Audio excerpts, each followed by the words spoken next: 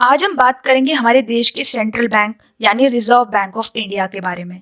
देखो, हम ये जानते हैं कि जो एक देश के लोग होते हैं उनका मोस्टली पैसा बैंकों में रहता है और वो चाहते हैं कि उनका पैसा सेफ और सिक्योर रहे। तो रिजर्व बैंक ऑफ इंडिया इसमें एक बहुत बड़ा रोल प्ले करता है। और हम ये भी समझेंगे कि मनी सप्लाई की जहाँ तक बात है, कभी कभी ऐसा होता है कि इकोनॉमी में बहुत इन्फ्लेशन हो जाता है। अब वो किसी भी कारण से हो सकता है, मतलब चीज़ों के दाम बढ़ जाते हैं। तो उस केस में मनी की जो सप्लाई को रेगुलेट करना, अब कैसे होगी मनी की सप्लाई रेगुलेट? बहुत सारे क्रेडिट मेजर्स यूज करता है। जैसे हमने ये टर्म्स सुने होंगे, bank rate, repo rate, right, CRR, cash reserve ratio या स्टैट्यूटरी लिक्विडिटी रेशियो। तो ये सारे जो मेजर्स हैं इनको अपना के अप्लाई करके बैंक यानी रिजर्व बैंक ऑफ इंडिया पैसे के सप्लाई को कंट्रोल करता है एक इकोनॉमी में। और भी बहुत सारे फंक्शंस हैं आरबीआई के। तो आज हम जानेंगे आरबीआई की हिस्ट्री क्या है, कैसे और क्यों ज़रूरत पड़ी इस बैंक को इस्टेब्लिश करने की, राइट। और साथ में इसके ऑर्गेनाइजेशनल स्ट्रक्चर के बारे में भी समझेंगे। तो देखो, ये जो बैंक है royal commission of Indian currency यानी Hilton Young commission, I repeat, Hilton Young commission के रिकमेंडेशन पे बनाया गया था। तो 1926 में इन्होंने अपनी रिपोर्ट सौंपी थी और एक एक्ट पास करा गया, reserve bank of India act 1934 में। और फाइनली बैंक ने अपने ऑपरेशंस कब से स्टार्ट किए? 1 अप्रैल 1935 में बैंक हमारा शुरू हो गया। तो अब क्या था कि पहले क्या होता था कि जो देश में इशू करने का काम होता था करेंसी को, तो या फिर नोट्स वगैरह एक्सचेंज करने का काम होता था, जब नोट्स पुराने हो जाते थे तो वो काम पहले कंट्रोलर ऑफ करेंसी का होता था। और इंपीरियल बैंक ऑफ इंडिया जो बाद में चल के SBI state bank of India बना, पहले इंपीरियल बैंक था। तो इसका क्या काम होता था? जितने भी गवर्नमेंट ऑर्गेनाइजेशंस हैं उसके अकाउंट्स को मेंटेन करना और पब्लिक को लोन्स यानी डेट वगैरह इशू करना। तो ये जब ये सारा का सारा काम अब आरबीआई हैंडल करने लगा, कब से? 1 अप्रैल 1935 से। अब जहां तक इसकी नेशनलाइजेशन की बात है, तो पहले ये 5 करोड़ के पेड अप कैपिटल से स्टार्ट हुआ, यानी प्राइवेट ओनरशिप थी इसमें, राइट। मतलब सरकार का जो हिस्सा था इसमें बहुत कम था, राइट। मेजॉरिटी हिस्सा जो था प्राइवेट ओनर्स का था। अब बाद में इसको 1949 में नेशनलाइज कर दिया गया। क्यों कर दिया गया? क्योंकि देखो, एक सेंट्रल बैंक का सब बहुत ही बड़ा रोल होता है। जितने भी बैंक्स काम करते हैं बाकी, उनके उनका ये एपेक्स बैंक है, सबका एपेक्स बैंक है, तो उनको रेगुलेट करता है। इसीलिए इसको नेशनलाइज करने की बहुत ज़रूरत है पड़ी यानी। और 1949 में फाइनली इसमें गवर्नमेंट ने मेजॉरिटी हिस्सा अपना स्टेक परचेज किया। So when it was formed its headquarters were in Kolkata. जब ये बना था ना, तब इसका हेडक्वार्टर कोलकाता में था 1937 में, पर इन 1937 वो शिफ्ट हो गया था बॉम्बे। अब जो इसके गवर्नर हैं वो सेंट्रल ऑफिस में यानी कि हेडक्वार्टर्स पे में बैठते हैं और इसकी पॉलिसीज भी वहीं पर फॉर्मुलेट होती है। अब जहाँ तक इसके प्रियम्बल की बात करें, तो इसके प्रियम्बल में बेसिकली इसके फंक्शंस लिखेंगे कि ये करता क्या है। To regulate the issue of bank notes, ये तो हम सब जानते हैं कि बैंक नोट्स जो होते हैं, करेंसी होती है, उसको इशू करना, ठीक है, उसको एक्सचेंज करना। जैसे नोट्स पुराने हो जाते हैं, अब नोट्स जब पुराने हो जाते हैं तो हम क्या करते हैं, बैंक्स में उसे जमा कर देते हैं और वो जो बैंक्स होते हैं वो आरबीआई को दे देते हैं। अब आरबीआई क्या करता है, नए नोट्स उसकी जगह पे नए नोट्स इशू करता है, नए नोट्स प्रिंट होते हैं। And keeping of reserves with a view to securing monetary stability in India. देखो, होता क्या है कि जो पब्लिक का पैसा होता है, हम सब जानते हैं कि नॉर्मल शेड्यूल बैंक्स या कमर्शियल बैंक्स में जमा रहता है। अब वो जो पैसा होता है उसका भी कुछ परसेंटेज आरबीआई अपने पास रखता है। क्यों रखता है? क्योंकि कल के दिन कोई बैंक, जैसे कोई बैड लोन हो गया, किसी बैंक में पैसा कुछ वापस नहीं आया, लोग डिफॉल्ट कर दिया किसी कस्टमर ने, तो उस केस में क्या होगा कि अब आरबीआई के पास कुछ पैसा है, तो वो क्या करेगा, वो पैसा बैंक्स की मदद के लिए दे देगा, राइट। और जो हमारा मॉनेटरी स्टेबिलिटी है देश में रहेगी, मतलब पैसे की कोई कमी नहीं होगी, भले डिफॉल्ट हो गया, राइट। पर ये एक लिमिट तक ही हो सकता है। अगर कोई बहुत ही बड़ा फ्रॉड हो गया, कोई बहुत ही बड़ा बैड लोन हो गया, तो उस केस में बहुत ज़्यादा नुकसान हो जाता है इकोनॉमी को। And generally to operate the currency and credit system of the country to its advantage. Okay, तो जैसे कि मैंने आपको बताया मनी सप्लाई के बारे में कि हमारे देश में कभी कभी इन्फ्लेशन आ जाता है, तो उस केस में इसका मतलब क्या है कि महंगाई बढ़ गई है। अब जब महंगाई बढ़ गई है उसके बहुत सारे कारण हो सकते हैं। या तो महंगाई बढ़ी कि लोगों की इनकम बढ़ गई या पॉपुलेशन बढ़ गई, ये भी एक कारण हो सकता है। दूसरा कारण ये हो सकता है कि चीज़ों के दाम बढ़ गए क्योंकि लेट से मॉनसून, जैसे अगर मैं वेजिटेबल्स की बात करूँ, फ्रूट्स की बात करूँ, कुछ फ्रूट्स वेजिटेबल्स लेट से कम सप्लाई हो रही है मार्केट में क्योंकि उसकी मॉनसून की प्रॉब्लम से, या फिर क्रूड ऑयल का दाम बढ़ गया। तो दो टाइप के इन्फ्लेशन होते हैं, आपका कॉस्ट पुल इन्फ्लेशन और डिमांड पुल इन्फ्लेशन। अगर डिमांड पुल इन्फ्लेशन है यानी कि डिमांड बढ़ गई, कस्टमर ने डिमांड बढ़ा दी क्योंकि शायद उसकी इनकम बढ़ गई, तो उस केस में क्या करती है आरबीआई, जो पैसा है, एक्सेस पैसा है लोगों से, वो वापस बैंकिंग सिस्टम में लाने की कोशिश करती है। तो वो कैसे करेगी ये? बहुत सारे क्रेडिट मेजर्स अपना के। जैसे अगर मैं बात करूं बैंक रेट की, राइट, बैंक रेट क्या होता है? जिस रेट पे आरबीआई कमर्शियल बैंक्स को लोन देती है, राइट, शेड्यूल्ड बैंक्स को लोन देती है। देखो शेड्यूल्ड बैंक्स क्या होते हैं? जो हमारा आरबीआई एक्ट 1934 है, जो भी बैंक्स उसमें लिस्टेड होते हैं वो सारे शेड्यूल्ड बैंक्स होते हैं। जो लिस्टेड नहीं है वो नॉन शेड्यूल्ड है, राइट। अब क्या होता है कि जितने भी शेड्यूल्ड बैंक्स हैं हमारे कंट्री के, उनको क्या करती है, क्या होता है कि उसमें बैंक रेट और रेपो रेट की अगर हम बात करें तो वो बढ़ा देती है। इस केस में बैंक रेट, उस रेट पे लोन देती है आरबीआई कमर्शियल बैंक्स को, जिस रेट पे आरबीआई उस रेट को एक्चुअली बढ़ा देती है। तो उससे क्या होगा, मनी जो है सिस्टम में कम आएगा और लोग कम लोन लेंगे और पैसा, फिर इन्फ्लेशन कंट्रोल हो जाता है, राइट। अब to have a modern monetary policy, तो यही मॉनेटरी पॉलिसी है जो मैंने आपको बताई, इसे ही मॉनेटरी पॉलिसी कहते हैं। साथ में एक फिस्कल पॉलिसी भी होती है, लेकिन वो हमारी फिनेंस मिनिस्ट्री बनाती है। फिस्कल पॉलिसी मतलब कि जो टैक्सेस से रिलेटेड चीज़ है, मतलब कितना टैक्स लगेगा, मतलब डायरेक्ट टैक्स कितना लगेगा जिसमें इनकम टैक्स वगैरह जाता है, इनडायरेक्ट टैक्स कितना लगेगा, जीएसटी वगैरह, वो सब हमारी फिनेंस मिनिस्ट्री यानी गवर्नमेंट ऑफ इंडिया डिसाइड करते हैं। लेकिन मॉनेटरी पॉलिसी हमारा आरबीआई बनाता है। अब to meet the challenge of an increasingly complex economy to maintain price stability while keeping in mind the objective of growth, तो आरबीआई बेसिकली इसमें अपने सारे फंक्शंस के बारे में बता रहा है कि हम नोट्स इशू करते हैं, नोट्स एक्सचेंज करते हैं, हम मॉनेटरी स्टेबिलिटी बनाए रखते हैं इकोनॉमी में, राइट। मतलब पैसे की कमी नहीं आने देते हैं। क्यों, कैसे नहीं आने देते पैसे की कमी?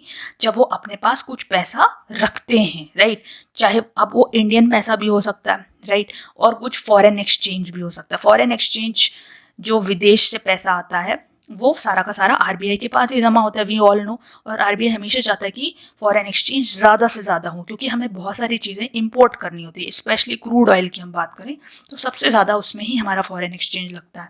तो आरबीआई का एक ये भी काम है कि फॉरेन एक्सचेंज को रेगुलेट करना, नॉर्मल पैसे को भी रेगुलेट करना, मॉनेटरी पॉलिसी बनाना, ठीक है। अब इसके ऑर्गेनाइजेशनल स्ट्रक्चर की बात करें तो देखो central board of directors bank को चलाते हैं, राइट। अब ये 4 साल के लिए अपॉइंट होते हैं।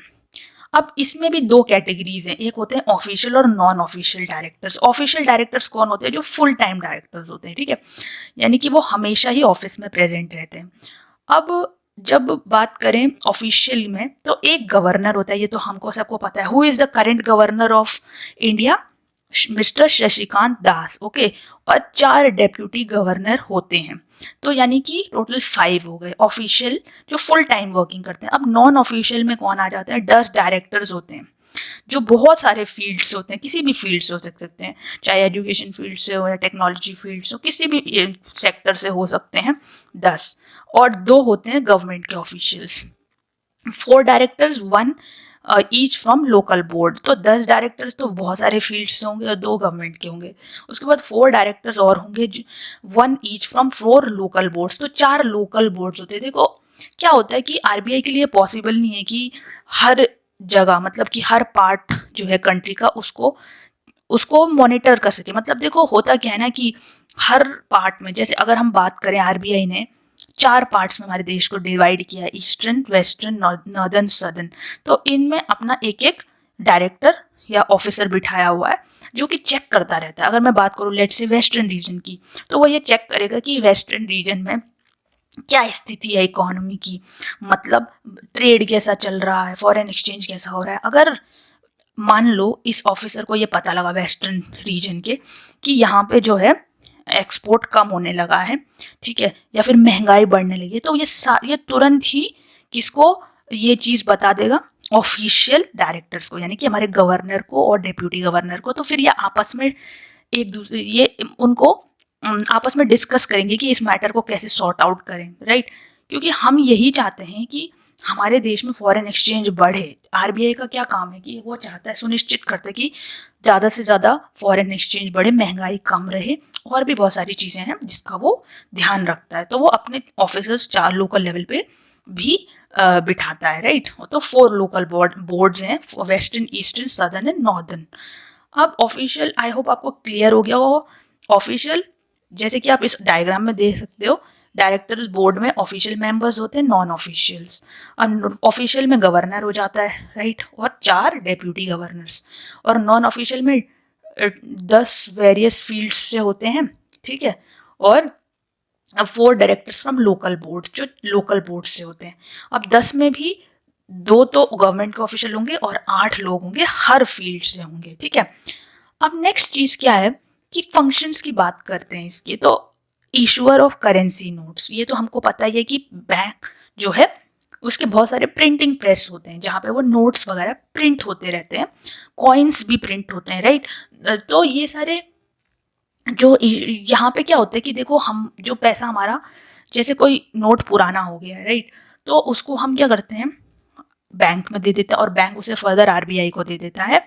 तो यहाँ पे फिर नए नोट्स उसकी जगह पे प्रिंट होते हैं, कॉइन्स वगैरह आपके बनते हैं, ठीक है। अब डेवलपमेंटल रोल, देखो ये बहुत इंपॉर्टेंट रोल है कि हमारे देश का डेवलपमेंट करना है, ये रोल है आरबीआई का। इसका ये मतलब है कि हमें पता है कि जो हमारा पैसा है वो बैंक में रहता है, तो हम चाहते हैं उस पर हमको प्रॉपर इंटरेस्ट रेट मिले, और उसके अलावा जब हम लोन लें वो भी एक प्रॉपर रेट ऑफ इंटरेस्ट पे हमें मिले, राइट। तो ये इंश्योर करता है आरबीआई कि जो लोग पैसा अपना जमा करें, पहली बात तो वो सिक्योर हो, साथ में उन्हें इंटरेस्ट भी मिलता रहे, और साथ साथ में जो लोग लोन लेना चाह रहे हैं उनको भी एक रीजनेबल रेट पे लोन मिले साथ में।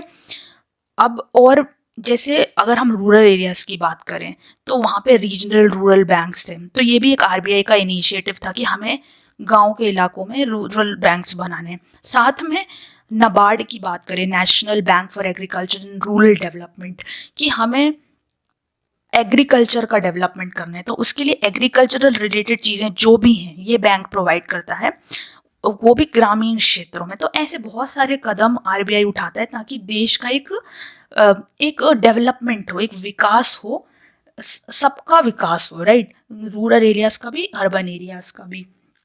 उसके अलावा और banker to the bank, banks जो भी नॉर्मल शेड्यूल्ड बैंक्स हैं उनका बैंकर होता है, मतलब कि अब जो भी बैंक्स हैं उनके भी बैंक अकाउंट्स होते हैं और वो आरबीआई के पास रहते हैं सारे अकाउंट्स। उनको जैसे लेट से किसी भी कमर्शियल बैंक को कभी पैसे की ज़रूरत पड़ती है तो वो आरबीआई से कुछ पैसा ले सकता है, राइट। तो ऐसे लोन, उसे लोन लेना कहते हैं, और पैसा उसे डिपॉजिट भी करना होता है आरबीआई के पास।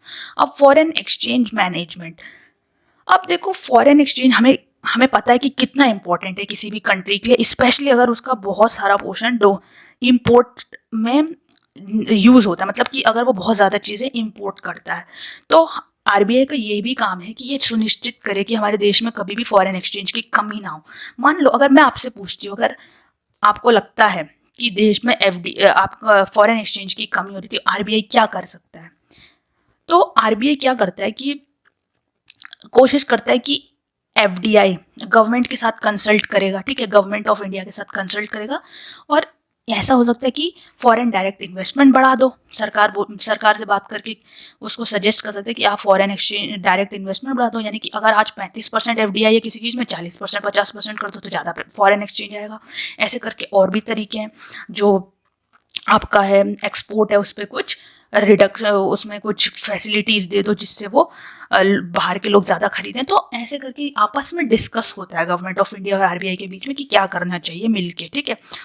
अब क्रेडिट कंट्रोल मेजर्स, ये बहुत इंपॉर्टेंट है। देखो कभी भी देश में, मैंने जैसा आपको बताया कि अगर इन्फ्लेशन की स्थिति आती है, स्पेशली डिमांड पुल इन्फ्लेशन, तो वहाँ पे जो आरबीआई है बहुत सारे मेजर्स लेता है ताकि वो इन्फ्लेशन कम हो इकोनॉमी, मतलब जो महंगाई है वो कम हो। तो बैंक रेट जो होता है, जिस रेट पे आरबीआई लोन देता है, किसको देता है, शेड्यूल्ड बैंक्स को लोन देता है, राइट। अब किसी भी रेट पे अब लॉन्ग टर्म लोन देता है, सिंपल सी बात है, शॉर्ट टर्म नहीं, 5 साल से ऊपर का लोन, ओके। जब भी बैंक, आरबीआई नॉर्मल बैंक्स को देता है उसे बैंक रेट कहते हैं। अब रेपो रेट क्या होता है, जो शॉर्ट टर्म लोन देता है 1 साल से कम का, बेसिकली 1 साल से कम का लोन अगर देता है आरबीआई आपके कमर्शियल बैंक्स को, तो उसे रेपो रेट कहते हैं, किस रेट पे देता है। अब उसका उल्टा हो जाएगा रिवर्स रेपो, रिवर्स मतलब जिस पे कमर्शियल बैंक्स आरबीआई को लोन देते हैं। कभी कभी आरबीआई को भी पैसे की जरूरत पड़ जाती है।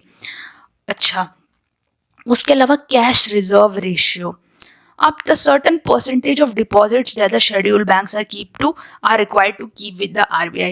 देखो कुछ जैसे बैंक्स के पास बहुत सारा पैसा डिपॉजिट होता है लोगों का, अब उसका कुछ प्रतिशत है, वो पैसा जो है क्या करना होता है, आरबीआई के पास रखना होता है कैश रिजर्व रेशियो के फॉर्म में। तो क्या आप मुझे बता सकते हैं अभी करंट कैश रिजर्व रेशियो क्या चल रहा है। उसके अलावा स्टैट्यूटरी लिक्विडिटी रेशियो, इसमें क्या होता है, जितना पर कुछ डिपॉजिट है, जो भी बैंक के पास डिपॉजिट है लोगों का, उसका कुछ प्रतिशत उसे रखना होता है अपने पास, किस फॉर्म में, लिक्विड एसेट्स के फॉर्म में। लिक्विड एसेट्स मतलब जो एकदम कन्वर्ट हो जाए पैसे में, जैसे गोल्ड हो गया आपका, बॉन्ड्स हो गए, सर्टिफिकेट्स ऑफ डिपॉजिट्स हो गए, राइट। तो ये एकदम कैश में कन्वर्ट हो जाते हैं, लिक्विड होते हैं। तो कुछ डिपॉजिट्स का जो रेट है, पैसा रेट है उसका, उसको लिक्विड एसेट्स के फॉर्म में रखना होता है अपने पास। तो अभी कितना रेट चल रहा है ये आप मुझे एक बार बताइए कमेंट बॉक्स में। तो होप आपको समझ आ गया होगा। आज हमने बात की कि रिजर्व बैंक ऑफ इंडिया जो कि हमारा सेंट्रल बैंक है, उसका क्या रोल है हमारी इकोनॉमी में, कैसे वो पैसे की सप्लाई को कंट्रोल करता है, यानी कि इन्फ्लेशन को मॉनेटरी पॉलिसी के थ्रू कंट्रोल करता है बाय बहुत सारे चीज़ों के द्वारा, क्रेडिट मेजर्स के द्वारा, bank rate, repo rate, reverse repo rate, CRR, SLR, इसके थ्रू, ओके। और कैसे वो हमारे देश में ओवरऑल डेवलपमेंट करता है हर सेक्शन की, चाहे रूरल हो, अर्बन एरिया हो, राइट। हर सेक्शन का कैसे वो डेवलपमेंट करता है। और साथ में हमने इसकी हिस्ट्री, ऑर्गेनाइजेशनल स्ट्रक्चर के बारे में भी समझा। तो अगर आपको लेक्चर वीडियो अच्छा लगा तो please do not forget to like, share and subscribe the channel.